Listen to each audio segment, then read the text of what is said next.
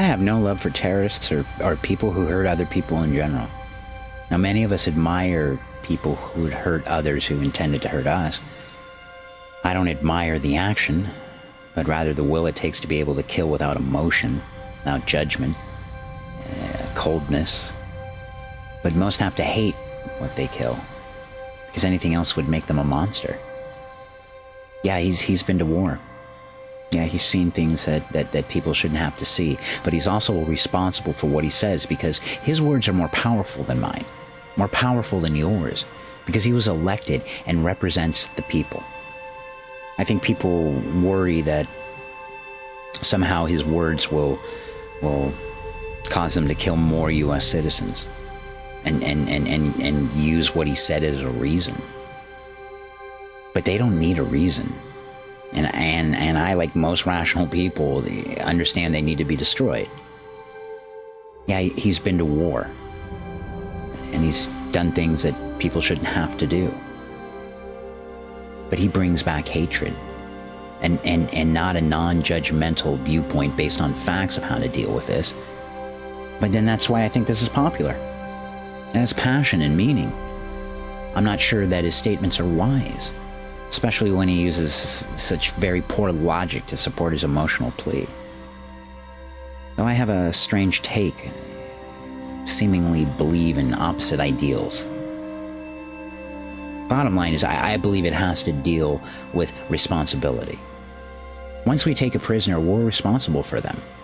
Now, many will argue that U.S. rights are only for U.S. citizens. But I recall the Bill of Rights referring to all men being created equal. But in the battlefield, there are no rights. That's what war is. I have zero problem with simply killing the enemy. But I do not support Gitmo as an overt symbol of our imperialism, and more importantly, our duplicit nature as a hypocritical nation. And many do. And I don't know who's right. But I do know that I'd rather we just kill them than torture them, detain them. But we'll do what we have to do. I'm sure we can torture them somewhere else. Why Gitmo? I question the validity of the idea that it makes us safer through some sort of symbolism. A symbol that we will capture and torture you if we get you. I think everybody that we fight knows that. I think it's the American people who don't know that. If you're gonna do it, you're gonna do it. Do it in a space of war. Don't bring it to our doorstep and tell us it's protecting us. I think the war on terror and detaining terrorists without any due cause is a bad thing to get the American public used to. It's a concentration camp. Instead of experimenting, we're extracting information.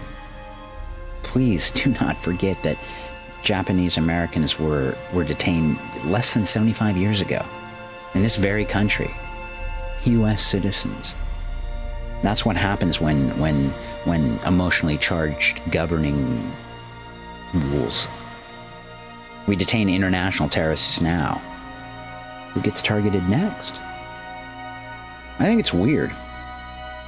We have a prison inside an enemy country for people who are enemies from different enemy countries. That in itself boggles my mind.